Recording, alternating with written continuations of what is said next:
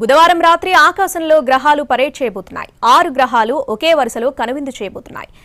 ఈ షష్టగ్రహ కూటమిని ప్లానెటరీ అలైన్మెంట్ అంటారని ఖగోళ నిపుణులు అంటున్నారు. ఈ అరుదైన దృశ్యాన్ని అమెరికా, మెక్సికో, కెనడా, భారత్లో చూసేందుకు అవకాశం ఉంది. ఈ నెల 22న వినీలాకాశంలో అద్భుత దృశ్యం ఆవిష్కృతం కాబోతోంది. ఒకే వరుసలోకి 6 గ్రహాలు వచ్చి కనువిందు చేయనున్నాయి.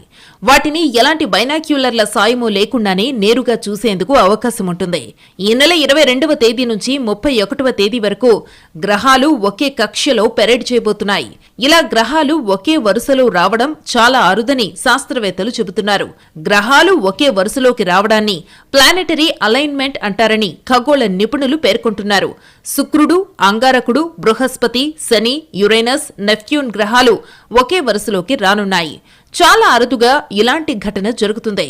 నిజానికి గ్రహాలకు మధ్య గ్యాప్ చాలా ఎక్కువగా ఉంటుంది.